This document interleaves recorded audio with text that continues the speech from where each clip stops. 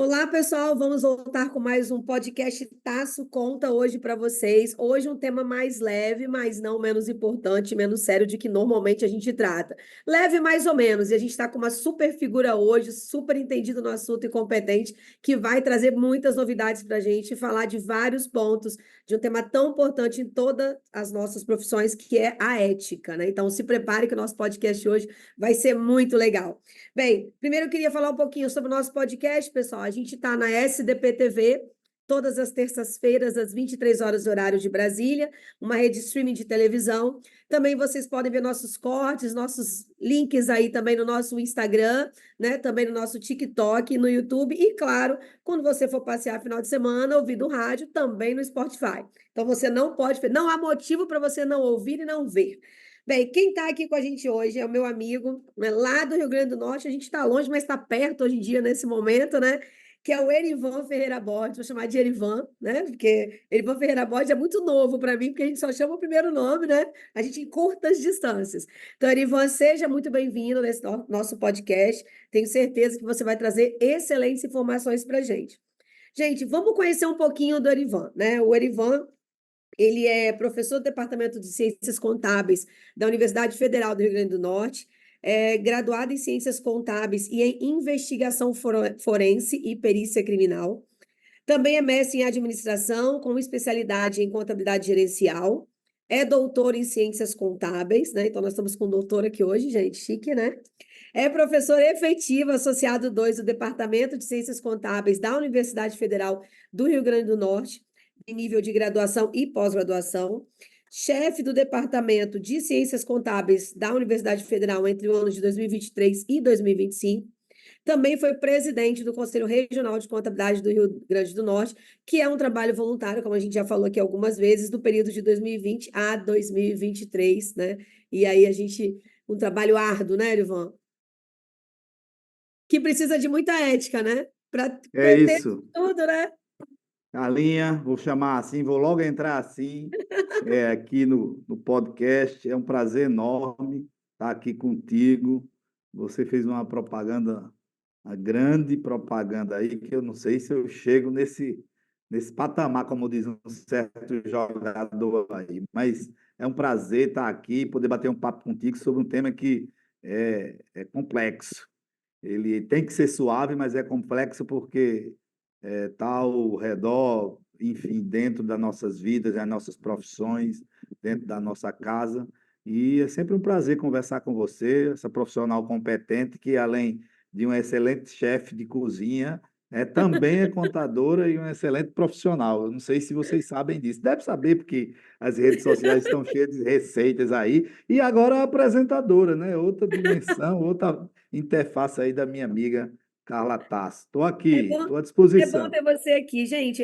O Erivan trouxe esse tema, é uma área que ele milita, né, nesse um dos trabalhos voluntários que ele faz, que é lá no Conselho Federal de Contabilidade também, estando lá na Câmara, da Fiscalização.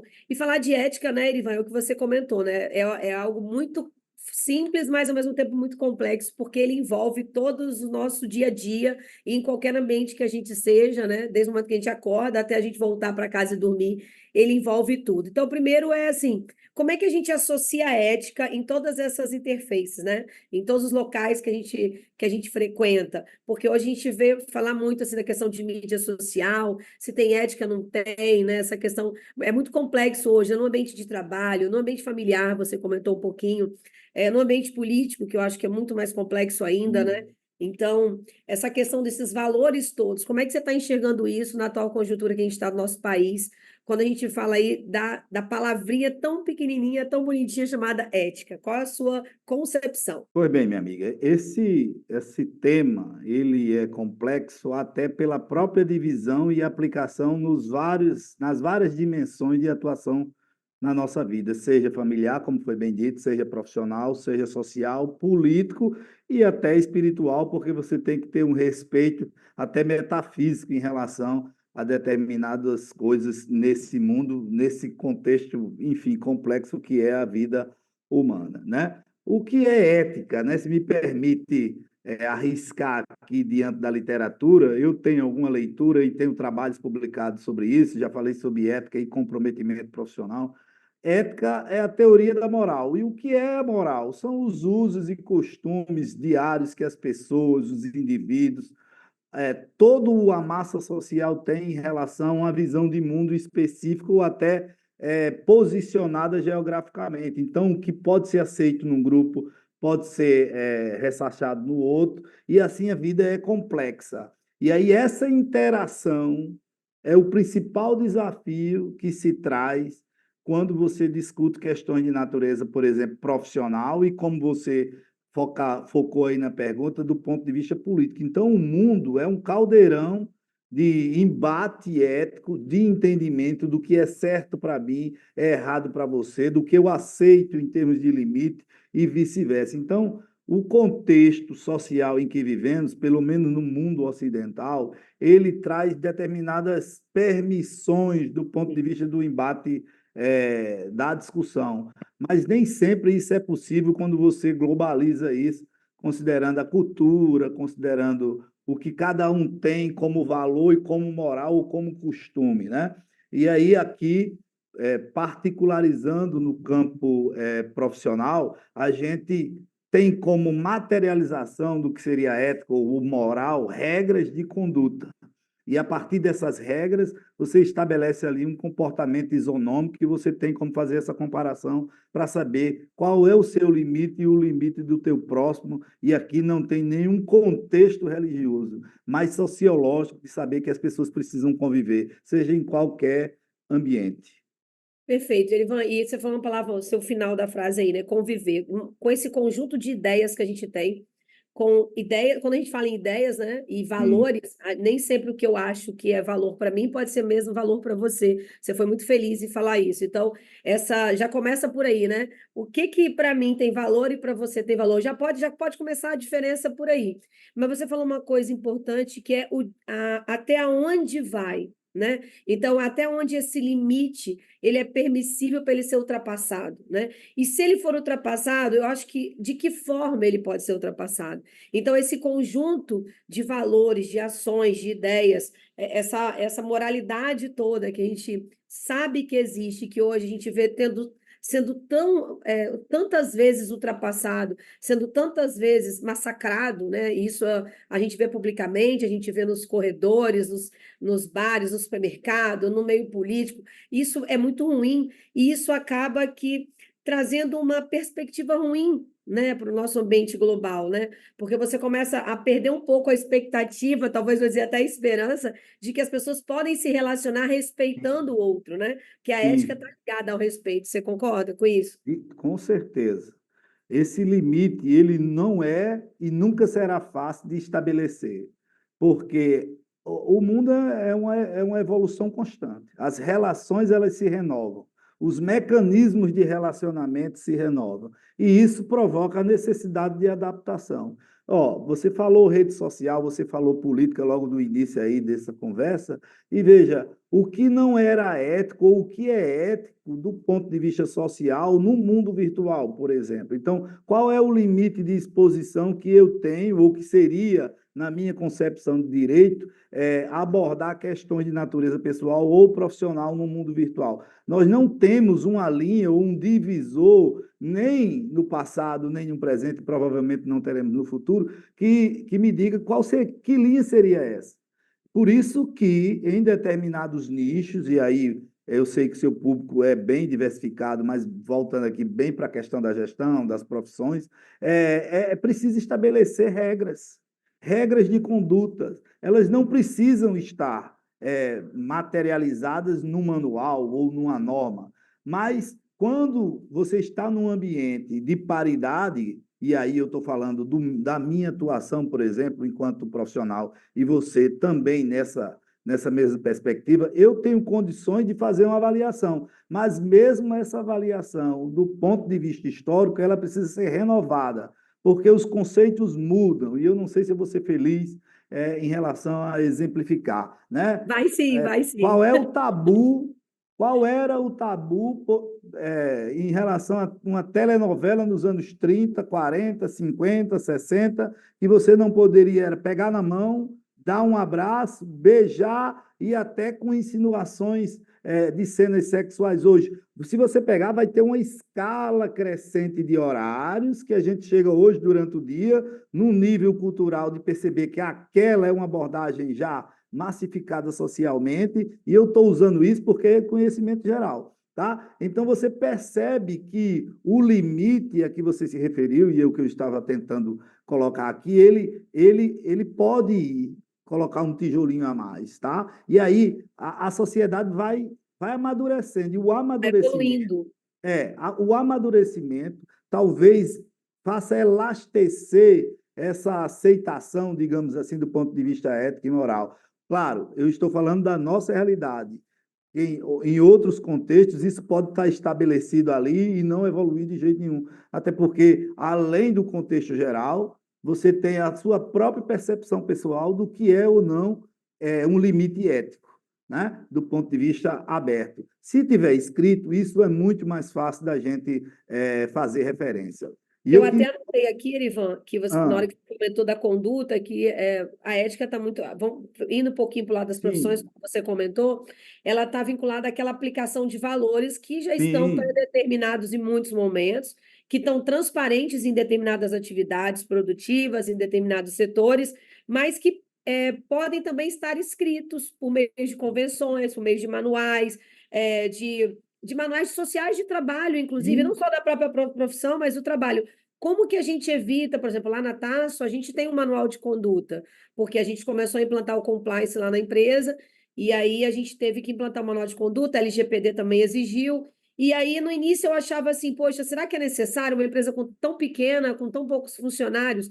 Mas aí conversando com o pessoal da LGPD, Carla, não é só intra, é extra também, né? Não é só interno, também é externo. Então você tem que pensar que a conduta é de vocês para com vocês e de vocês para com terceiros, né? Então eu achei realmente bem relevante e na realidade eu queria também saber a sua opinião em relação profissionalmente, aí puxando um pouco para a nossa área, que é a contábil, como é que estão sendo tratadas isso hoje, essas questões éticas? E eu queria aproveitar o gancho, já que você está também na academia, como é que também está sendo isso tratado na academia, né? Porque você dá aula numa universidade federal, é um público diverso, né? Não que a particular não seja, mas a federal sim. acredito por muito mais, não só pela oportunização, mas pelo custo, né? Então, acredito que o público é mais diverso. Como é que essas questões são tratadas na Universidade Federal? Vocês também têm isso na profissão de educador e também para o aluno. E na profissão contábil, qual é a sua visão hoje? A gente teve uma evolução, considerando essa evolução de mercado, no nosso, por exemplo, na nossa profissão? Do ponto normativo, sim, mas eu queria fazer logo dar uma entrada nesse aspecto, dizendo o seguinte: veja só, desculpe, tratar de ética é tratar de valores humanos e de uma avaliação sociológica, tá certo? E aí, quando você está dentro dessa temática, você tem que lembrar sempre que a ética é um tema de vanguarda, sempre, porque é uma questão relacionada ao comprometimento que você tem consigo mesmo de atender a determinados limites, respeitando a sua vida e, como você bem colocou, do ambiente externo. Então, antes de se falar em ética, tem que se falar em que pese eu consigo entender que isso é necessário para me manter dentro de um contexto social, por minha escolha, ou porque existe uma barreira necessária para respeitar o limite do outro, e isso, nessa perspectiva, será sempre uma temática de vanguarda, seja no campo acadêmico,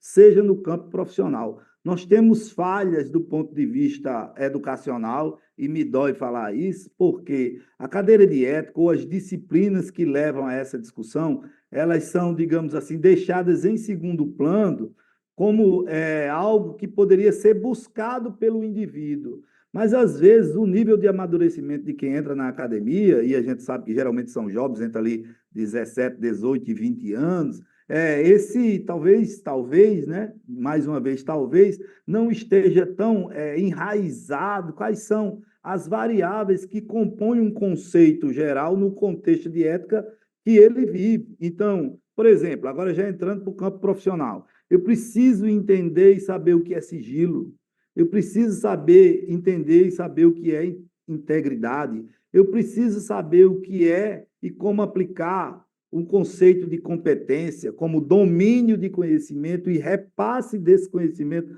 com responsabilidade. Então, isso tudo seria necessário já na porta da entrada da universidade, e não como algo de segundo plano, porque se agora já disse que vejo como um problema nas academias, porque fica em segundo plano. A minha universidade, e aí eu infelizmente tenho que falar isso, tem esse componente, mas ele é complementar. Você escolhe ali se quer pagar, como a gente fala na linguagem acadêmica, ou não, quando deveria ser obrigatório, porque isso é uma regra de vida para a inclusão social num grupo ou numa sociedade de escolha, como é a profissão contábil, que tem uma série de normativos, desde o ponto de vista técnico como profissional, que eu tenho certeza que a gente ainda vai abordar isso aqui ainda hoje. Mas veja só, é segundo plano. No campo profissional, se você perceber, e eu não quero dar aula aqui, nem tenho essa pretensão do ponto de vista histórico de comportamento dentro da profissão, mas se a gente fizer um rápido plano, uma linha do tempo, todos os escândalos, todas as questões relacionadas à necessidade de resposta da profissão contábil, por exemplo, foram em função do comportamento do operador ou das pessoas que têm o domínio da informação. Ora, tecnicamente, as coisas são estabelecidas, você tem referência direta, objetiva. Se você pegar, por exemplo, no início dos anos 2000, ali, o caso dos escândalos corporativos, Arthur Anderson, são questões de natureza ética. Então, eu poderia tentar categorizar, não sei se tenho essa competência toda para dizer assim, ó, não existe problema profissional de ordem técnica no mundo contemporâneo, nem no anterior. Sempre existiu a necessidade de se estabelecer e dar prioridade às questões de natureza ética, porque se as informações são tratadas, se elas são bem registradas, se elas são bem reportadas e com honestidade, que são questões, são conceitos dentro dessa dimensão que a gente está discutindo aqui de ética e moral, então não teria problema nenhum, porque haveria uma isonomia de entendimento e tratamento. Mas quando o indivíduo ultrapassa aquela linha, aqui você fez referência que nós não sabemos que linha é essa, porque o tempo é que vai dizer, tá? Aí é necessário fazer um ajuste.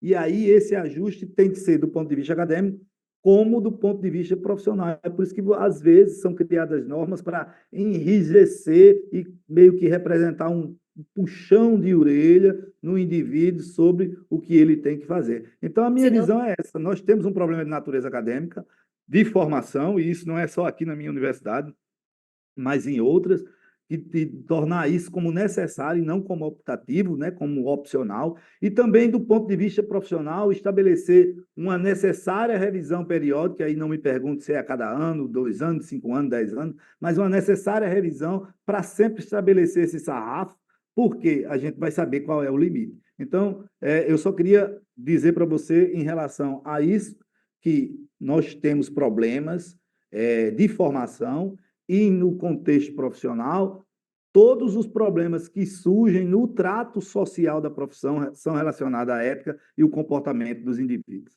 você tocou num ponto muito legal, porque na realidade, assim,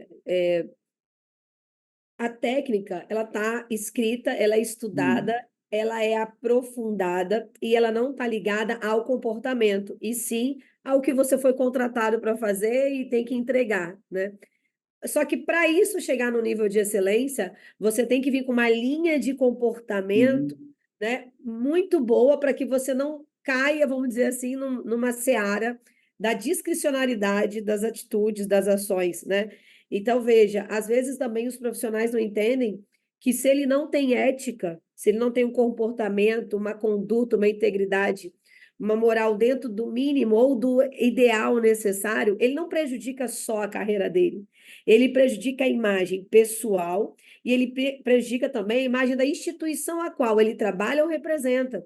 Então, eu acho que isso também é um ponto importante. Quando a gente está falando, por exemplo, e aí vamos pegar os dois, na balança, né? A academia, eu não ter um aluno que tenha ética e ele, de repente, ter uma conduta muito ruim e isso vira público, a imagem dele está prejudicada, mas a imagem da instituição também fica. Sim. Veja que é uma instituição com quantos mil alunos, né? Aí a gente começa a se perguntar que valores aquela instituição prega, Que valores aquela instituição coloca na cabeça dos alunos? Quais são as matérias? E aí eu vou fazer uma analogia,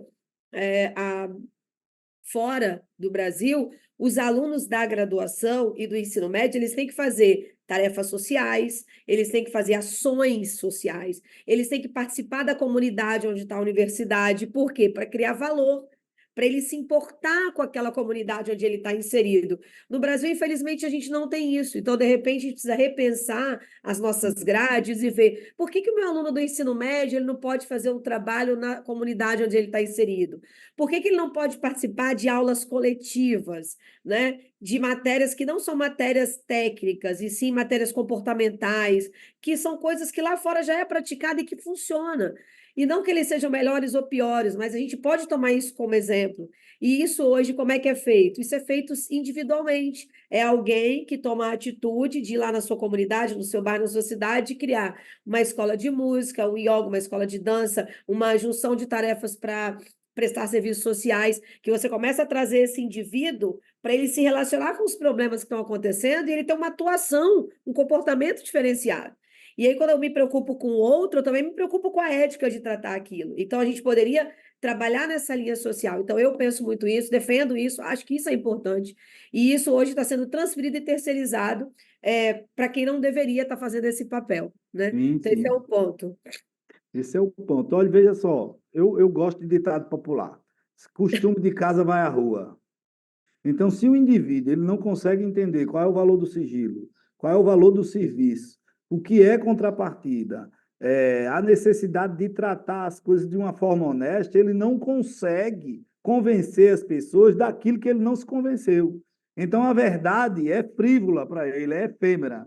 Na medida em que eu ofereço, por exemplo, um serviço no campo profissional por um valor muito aquém do que aquilo que se estabelece como remuneração justa, eu caio em desgraça de julgamento e arrasto todo esse sentimento para a minha formação e para onde coloco a mão. Então, assim, se tudo que tu toca vira ouro, se você tem determinados princípios bem estabelecidos na tua vida pessoal e profissional, pode ser também o inverso. Tudo que você colocar pode ter uma mancha, que eu não sei que cor que pode colocar em xeque toda a tua reputação. Então, a gente Com leva certeza, muito para dourada o. ela não é, tá? Não é. Não é Não é dourada. porque aí a Dourada faz o som do Pix, né? É a medida mais objetiva para um profissional de boa qualidade a gente está brincando aqui, mas isso se reflete também nessa questão pecuniária, Claro. você é bem remunerado.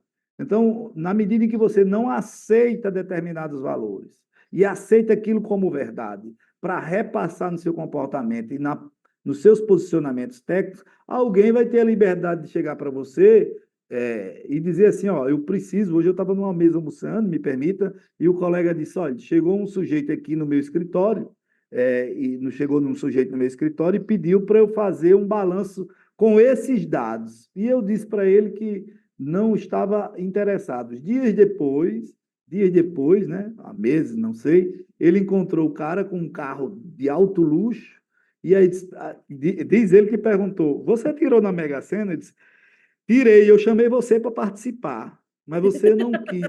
Só que, posteriormente, isso teve um efeito nefasto na vida dele, na medida em que ele se envolveu no escândalo e a partir dali, toda aquela moral construída de forma negativa, que em algum momento deu a ele um pico de satisfação, no caso financeiro, né, patrimonial, colocou abaixo tudo o que ele construiu, porque ele não entendeu inicialmente que precisava ter uma barreira própria, não só para os outros, porque você só consegue externalizar aquilo que eventualmente você aceita como verdade. Ah, nós sabemos que tem gente que é teatral, ou seja, eu consigo lhe convencer que tem um determinado comportamento ou que sou honesto, né? Nem vou falar de questões políticas no Brasil, que a gente tem pouca gente que faz isso aqui. Mas, né? Se estamos num ambiente de regularidade, as pessoas precisam entender que ela precisa ter esse comportamento.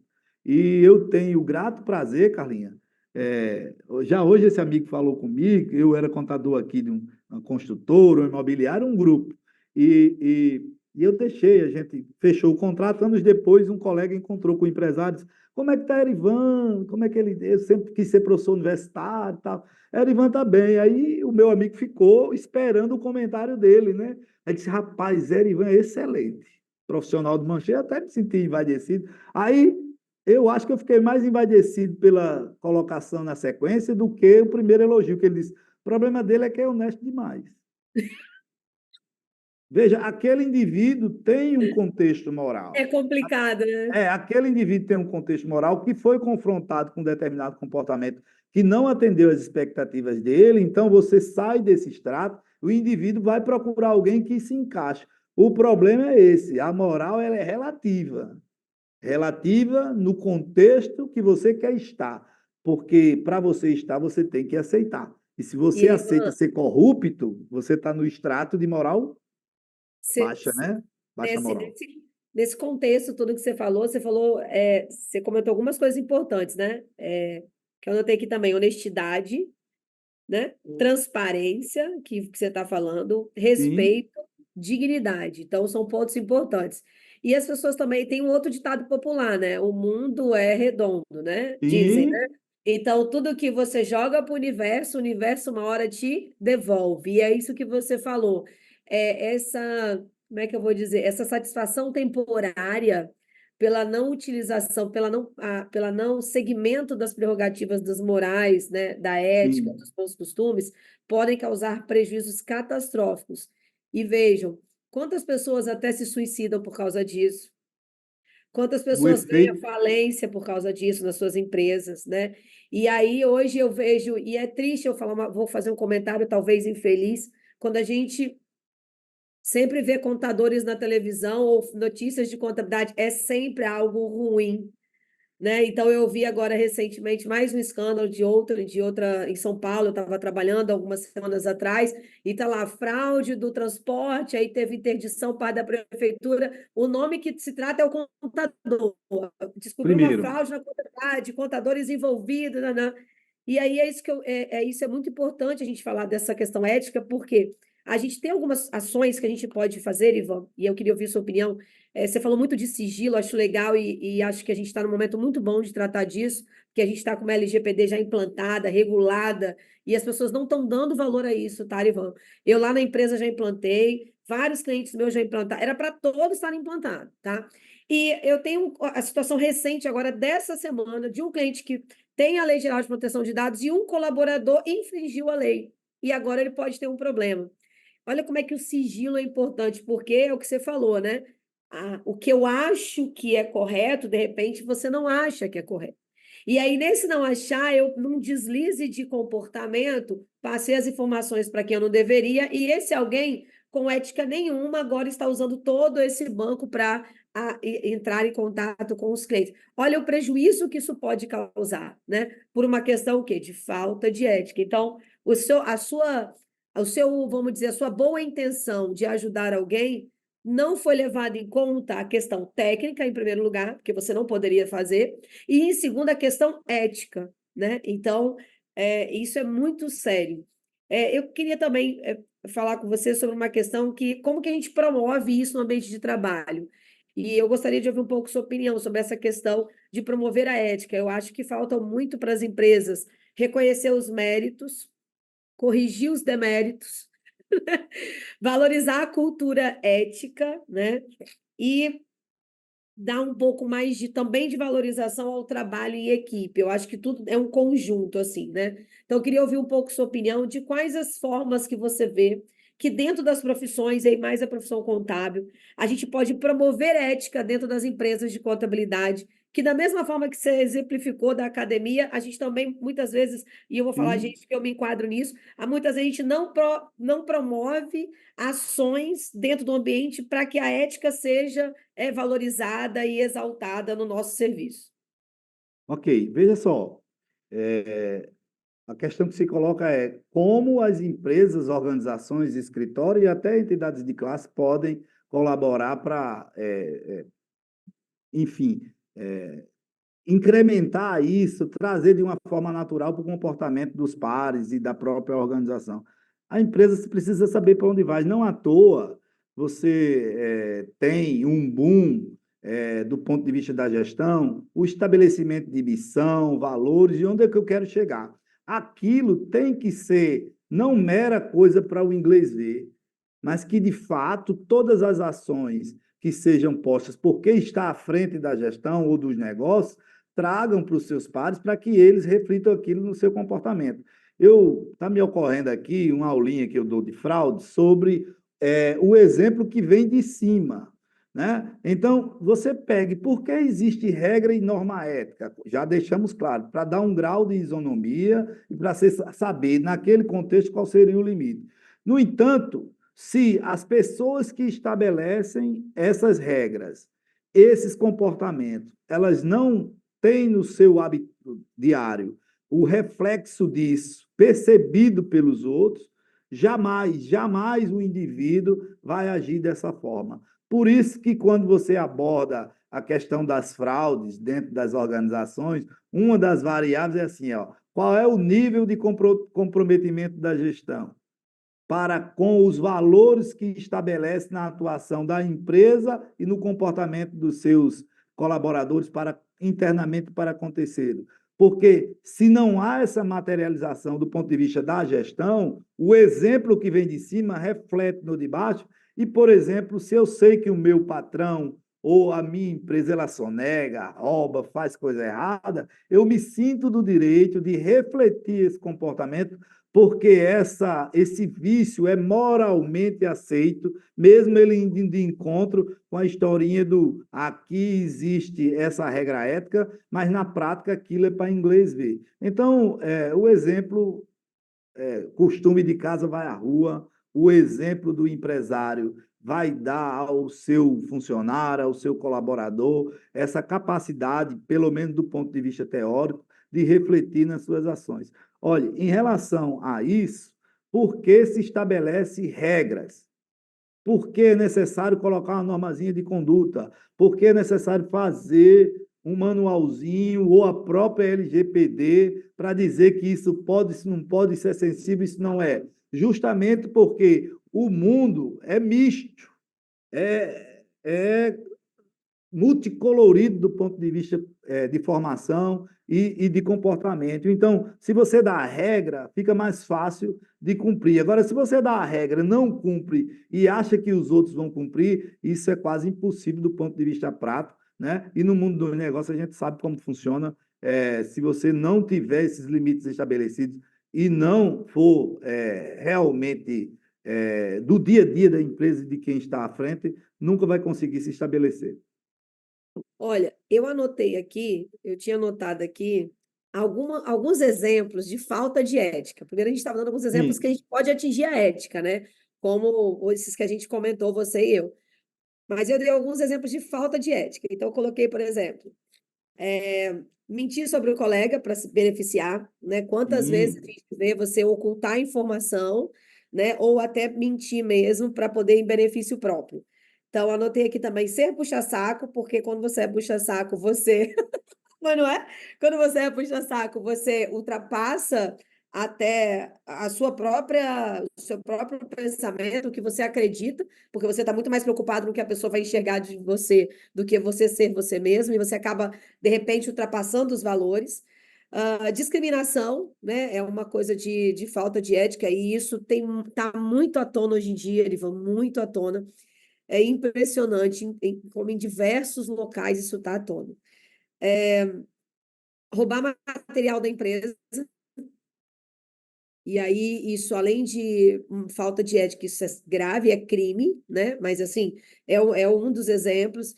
E eu acho que, mais dois pontos que eu anotei, que é a vestimenta de maneira inapropriada dentro do ambiente que você está inserido, também pode ser considerado uma falta de ética, porque você, dependendo do cargo que você ocupa, do tipo de empresa que você trabalha, você tem que cumprir essas regras, né, para questões até de moral, de atendimento e divulgar informações falsas da empresa. E sobre isso, eu vou dar um exemplo. Eu estava numa empresa de tecnologia, essa semana eu trabalhei em Santa Catarina, e eu estava na maior empresa de tecnologia da área de construção civil, e eu sempre gostei muito de ir lá, porque tem todos os andares tem um ambiente descontraído do trabalho, né? Empresa de tecnologia, né? Então você vê aquele monte de puff, sofá, tem os horários de intervalo, né? É uma empresa que hoje está no regime híbrido, e, Sim, e aí você vê as pessoas lá, elas vão. Santa Catarina tem muito essa cultura, né? Tanto para os taxistas, Uber também. Eles vão trabalhar de bermuda e tênis, né?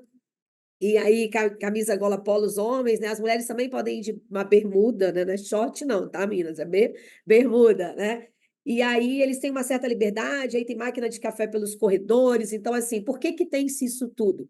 Porque as pessoas são ensinadas e têm regras para a utilização. sim, Eu, inclusive, numa empresa que eu visitei lá de concessionária, eu fui no andar da administração, onde está o pessoal embaixo a vendas, em cima a administração. E sim. olha que interessante, ele vai em cima, tinha uma sala de treinamento, aí tem uma, assim, um lado, todo mundo trabalhando. Aí do lado de lá tem a cozinha, os banheiros, uma sala de treinamento.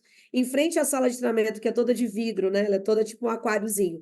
Tem sofás, cadeiras do papai, aquela coisa toda.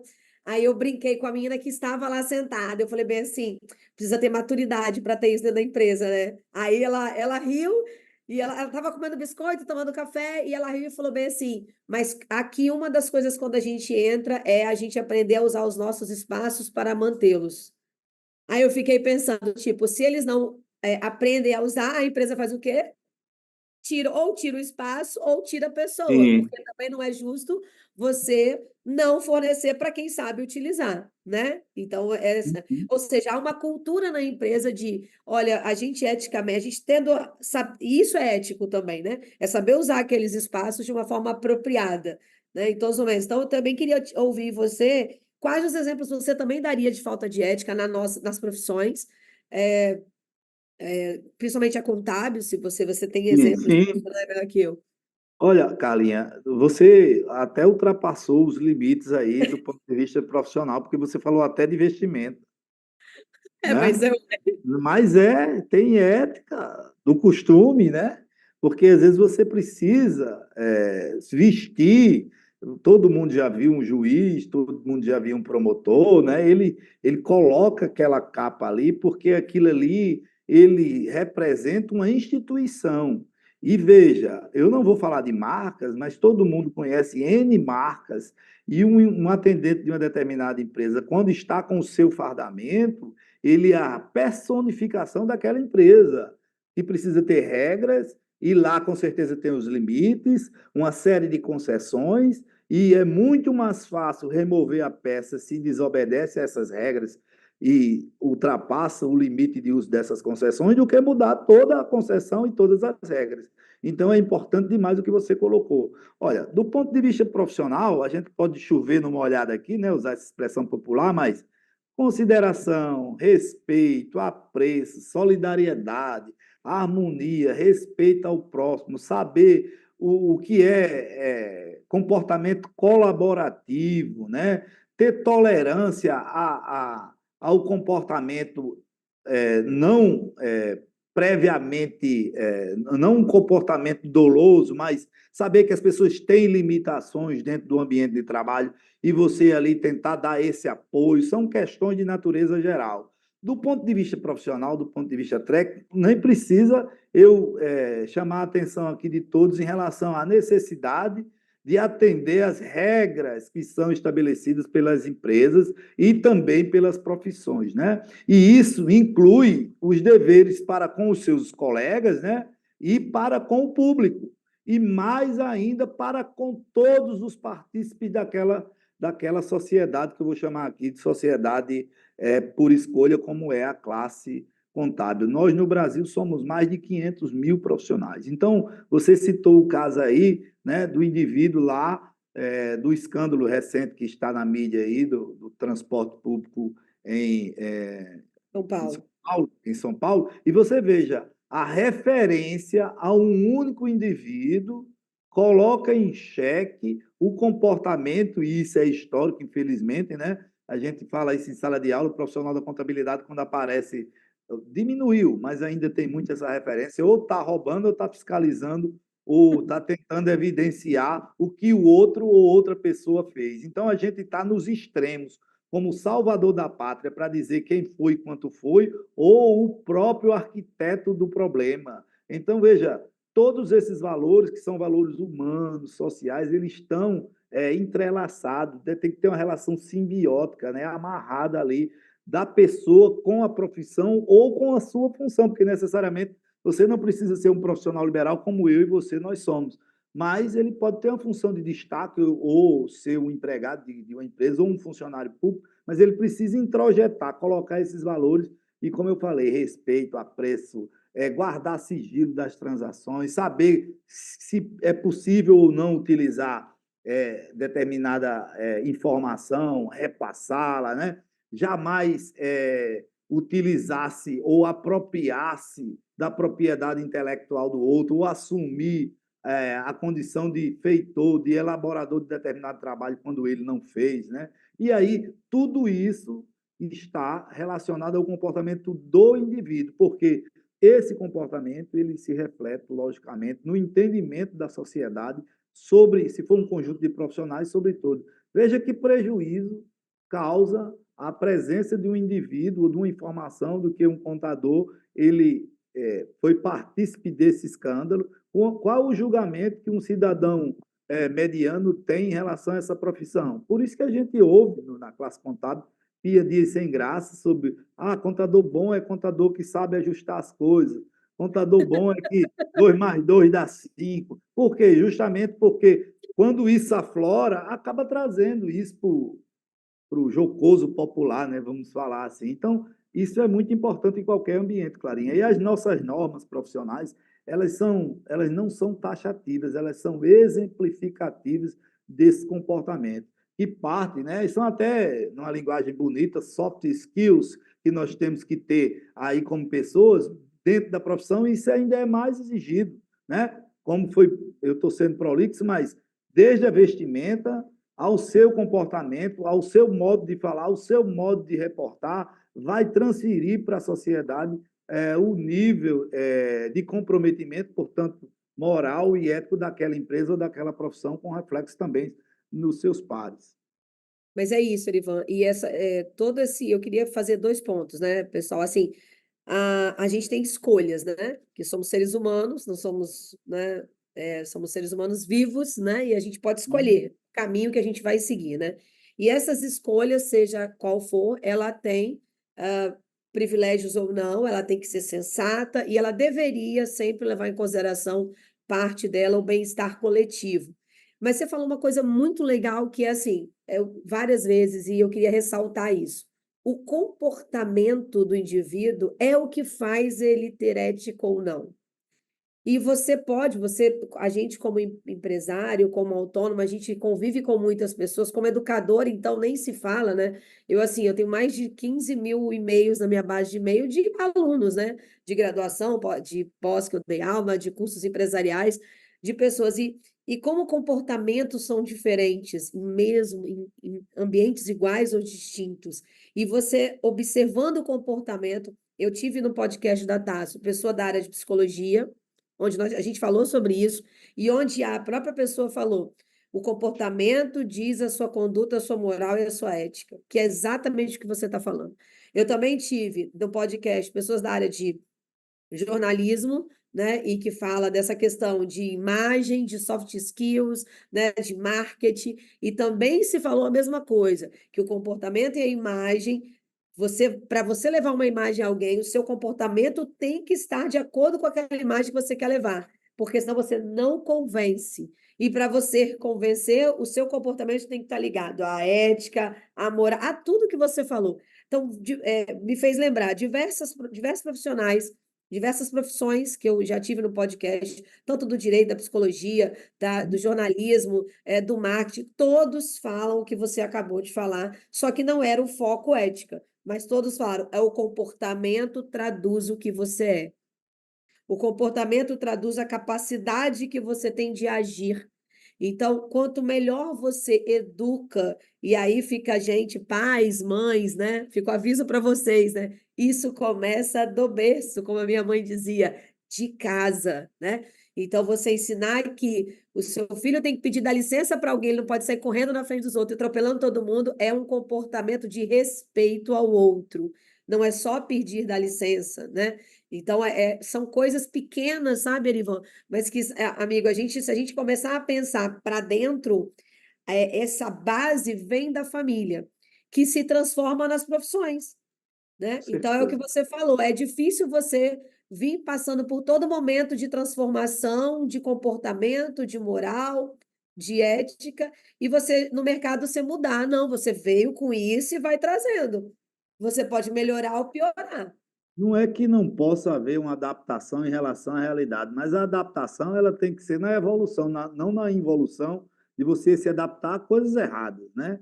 Eu agora vou contra o status quo, vou ser antiético, vou fraudar, vou errar propositadamente, vou fazer uma projeção, um tratamento que seja mais benéfico.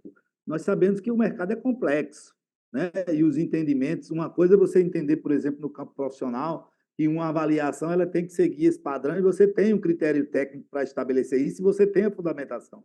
Outra coisa é você fazer isso propositadamente, sabendo que é manifestamente ilegal. Então, são coisas diferentes. Aqui, você está agindo eticamente porque fundamenta o seu posicionamento. E aqui não, você está ultrapassando, às vezes até cometendo um crime, como é o caso de certas práticas que tem aí no mercado. Em relação à profissão contábil, nós temos isso muito bem desenhado, do ponto de vista geral, não sei se você ia adentrar logo nisso, eu já posso ir falando aqui, Pode. a gente tem isso muito bem desenhado, tanto para o corpo interno de quem é gestor do próprio sistema, né, um código de conduta estabelecendo, inclusive, me permita, até como a gente se comporta aqui nesse ambiente virtual, e também a nossa NBCPG 01, que é o nosso código de ética, né, numa linguagem bem simples aqui para quem está assistindo, eu sei que o público é diverso, que estabelece uma série de regras e deveres, justamente para dizer assim, olha, tem que ter um limite. E o limite no momento que nós vivemos é esse. Você tem deveres, tem direitos e deveres. Os direitos são apenas exemplificados e os deveres são enormemente elencados. Por quê? Porque são muitos e eles saem dessa concepção de valores humanos, sociais, para valores empresariais, funcionais, que são, como a gente colocou aqui, refletido no seu fazer, né? E aí eu exalo aquilo que acredito. Ivan, no campo da nossa profissão, eu acho que a gente serve como exemplo nisso aí, né? Para outros conselhos de profissão, a gente tem isso tudo muito bem desenhado e a gente pune quando tem que ser punido, né? Se o profissional tiver que ser caçado, ele é caçado, como em outras profissões também. Você, por estar lá, agora vou colocar você numa saia justa, mas nada que seja muito saia justa, porque eticamente eu também não posso.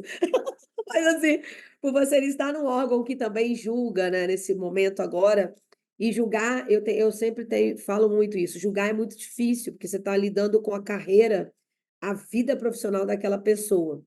Claro que quem tem que pensar isso em primeiro lugar é ela, mas a gente, quando julgador, a gente também tem que parar para analisar isso sem deixar de lado todo, vamos dizer, regramento já instituído, né? Claro, ele é a prioridade. Mas nesse momento que você está vendo agora, essas questões éticas no sistema, elas têm sido mais exigidas hoje em dia, elas têm sido mais cobradas, né? Dos contadores, nos processos, vocês conselheiros, ela tem sido mais exaustiva, porque ela sempre foi comentada, a gente sempre teve palestras de ética em eventos, a gente sempre teve isso tudo, como você falou, talvez não com tanta importância, e de repente, porque as pessoas pensam que é um assunto chato, talvez se abordar de uma outra forma, você consiga ter a atenção. Mas como que hoje está sendo isso tratado na nossa profissão? Carlinhos, é o seguinte, e isso é a preocupação constante do sistema CFC, CRC. Você sabe disso que, tecnicamente, eu vou me permitir, né, num ambiente de descontração, eu sempre falo para meus alunos assim, olha, contabilidade é fácil demais. Essa contabilidade que a sociedade tem como se fosse o nosso principal papel estrito sensu, fazer escrituração, balanço, etc. Porque tecnicamente você chega a um número, você chega à demonstração. Mas o comportamento, como eu falei antes, é o que importa na atuação do profissional. Então, se vocês, eu quero convidar aqui a todos que estão aí nos ouvindo e nos vendo, dê uma entrada no site do Conselho Federal de Contabilidade, que vocês vão ver norma de alcance geral, como o Código de Ética, que ali alcança os mais de 500 mil profissionais que nós temos, um código de conduta voltado às pessoas que compõem esse sistema, com regras bem definidas para alcançar a quem eventualmente foge a esse padrão momentâneo. Nós temos uma preocupação muito grande com auditores, como asseguradores de informação, e aí tem norma específica, é norma comportamental. Os alunos que estão aí, fala-se, antes se falava em normas técnicas antes, né? Aplicáveis no Brasil. Nós estamos falando de questões técnicas e profissionais, e dentro desse campo profissional é comportamental. Veja, por exemplo, em relação à auditoria e perícia, você tem normas específicas para a atuação dos profissionais naquelas funções contábeis. E aí é a grande preocupação, porque, sem entrar no mérito de processo A ou B, o grande boom das discussões que tem hoje dentro, por exemplo, da Câmara de Fiscalização, fiquei lá 2 anos e ainda participo muito como instrutor e debatedor, e mesmo já na Câmara Técnica, agora nesse novo mandato, eu ainda tenho uma interface lá com eles, é sempre questão de natureza ética. É alterar papel de trabalho, por exemplo, em auditoria, quando não deveria. É apropriar-se indevidamente. Mas isso é uma questão material. Não, mas o comportamento de achar que aquilo é seu, que foi dado em confiança, é uma questão de natureza ética. Emitir um adecore para além daquilo que é permitido legalmente. São questões de natureza ética que acabam desencadeando em situações materiais, e aí sim, essa seria a medida para punir o profissional, porque é necessário, e eu faço. Esse ano ainda não tive oportunidade, mas quando a gente faz esses treinamentos, eu faço questão de colocar qual é o papel do sistema e utilizo como recurso didático nesses treinamentos a frase extraída da literatura, né, de Foucault, né? Vigiar e punir. O conselho vigia como pai, o sistema vigia como pai, mas ele pune também como pai, na medida em que a sua representação é a representação do sistema. Então, nós temos, em relação às normas gerais de ética, 5 normas aí estabelecidas no site do Conselho Federal de Contabilidade. Aí você vai falar o Código de Ética da Profissão, questões relacionadas à necessidade de você se educar, inclusive para criar uma barreira para não se ultrapassar esses limites. E a educação continuada tem esse papel, tá? Você tem vinculação das questões éticas editadas pelo Conselho Federal de Contabilidade ao modelo internacional para questões internas das empresas e também para as externas.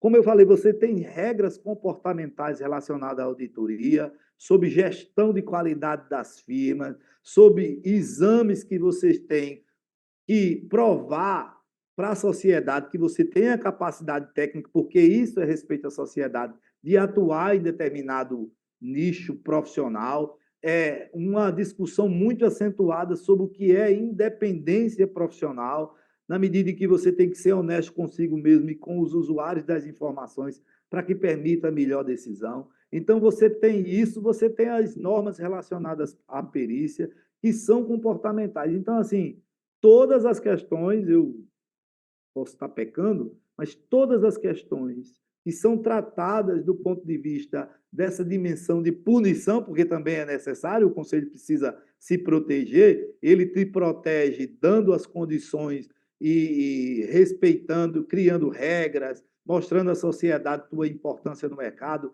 pregando a valorização, mas ele também pune quando você, tendo esse rol de informações, desobedece, digamos assim, essas orientações para prejudicar não apenas a quem te contratou, por exemplo, ou quem é teu patrão, mas ao próprio sistema e a teu par. Como eu disse antes, o indivíduo que foi o perpetrador da fraude em relação às licitações, ele acaba manchando ali um pouco o a vida e a imagem de todos os outros profissionais da contabilidade no Brasil. Obrigada, Ivan. Nossa, muito bom. Para você ver, né? Não é um assunto simples, né? A gente sai da. Se a gente começasse a falar, a gente começaria a falar do berço de família, da família para a escola, da escola para a sua escola de ensino médio, depois graduação, depois vida profissional e por aí vai, né? Então, pessoal, realmente não é um assunto fácil, porque ele também está muito ligado a julgamento, como ele Ivan falou, né? A linha, né? Essa linha é uma linha que ela é muito tênue, muitas vezes, e ela pode também ser muito extremista, dependendo do tipo de assunto que a gente está envolvido. Mas, Erivan, foi muito bom estar aqui com você, Cat. Você tá? Saudade de estar, a gente se vê pessoalmente. Somos distantes, mas sempre próximos, você sabe, né? Queria te agradecer, mas queria que você terminasse dando um conselho, assim, para as pessoas da profissão contábil, das demais profissões, sobre o que eles podem fazer para melhorar o seu comportamento ético. Ah, Carlinha, vou dizer, mas primeiro quero lhe agradecer, dizer que é sempre um prazer. Não sei se atendo às suas expectativas enquanto Oxe, debatedor e partícipe de um programa como esse, mas eu acho que é muito difícil categorizar.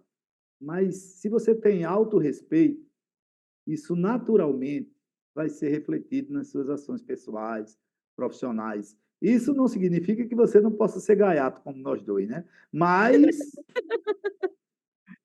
assim, autorrespeito, né? Eu valorizo o meu diploma. Eu não sei se a gente tem mais 2 minutos, eu digo para os meus alunos e as pessoas que trabalham comigo: olha, eu faço um drama, eu passei 5 anos aqui na faculdade. Eu fiz especialização, mestrado, doutorado, isso tem um valor agregado. com E eu não certeza. vou admitir que alguém menospreze ou avalie de maneira depreciativa o valor que isso tem. Então, parte do profissional se autorrespeitar, né? Não sei se a expressão mais adequada é essa, mas assim, eu me respeito, eu me amo, porque se você não fizer isso, aí cai no verso da música, né? Eu vou mentir para mim mesmo. E aí vai criar um vazio institucional e pessoal, e a possibilidade desse choque causar um problema de ordem social é grande. Quando eu falo, é você se enrascar em alguma coisa. Então, se você já tem estabelecido como meio de vida, como comportamento pessoal, já introjetou essas coisas, dificilmente alguém vai te abordar, ou o grupo no qual você vai estar inserido terá outra percepção que não de um refletor, né? Alguém que reflete o que é bom. Quem reflete o que é bom, né? Dizem que os opostos se atraem. Eu não acredito nisso. Eu acredito que Eu já os acreditei, iguais. mas depois que eu já casei pela terceira vez, eu vi que é tudo mentira. Aí é outra coisa, Carlinhos. Os opostos não É, Ai, gente, não, enganar. então, Quem falou isso não foi ético com a gente. os iguais se atraem. Os Os iguais se iguais se atraem. atraem. E aí, veja só, quando você sai desse estado de autorrespeito, você vai procurar o caminho que não é mais bacana. Mas se você se mantém, você vai procurar o caminho que é mais bacana e as pessoas vão vir até você. Porque do outro lado, você só vai, ninguém vem a teu encontro, porque você está indo para o precipício. Um é um caminho de descida e o outro é o caminho de subida. Então, o autorrespeito é a medida suficiente para respeitar a si mesmo, a família, a sociedade e as regras exigidas pelos órgãos de classe, como é o sistema CFC-CRC. É isso aí, amiga. Obrigada, Ivan. Gente, foi muito bom esse podcast, né? Como sempre, meu amigo muito fala com muita tranquilidade, muita convicção e muita certeza, né, do que ele tem, que ele pensa, do que ele é um estudioso e trabalha aí também, né, no voluntariado aí nessa seara da ética aí, da fiscalização. Então, com certeza, ele sabe o que ele está falando. Pessoal, não deixe de nos ouvir, nos assistir e nos ver. Então, na SDP TV, todas as terças-feiras, às 23 horas, horário de Brasília, tá? Esse canal streaming de televisão que está bombando aqui pela internet. Também pelo Spotify, YouTube e TikTok. A gente volta na próxima semana com mais podcast para vocês. Tchau!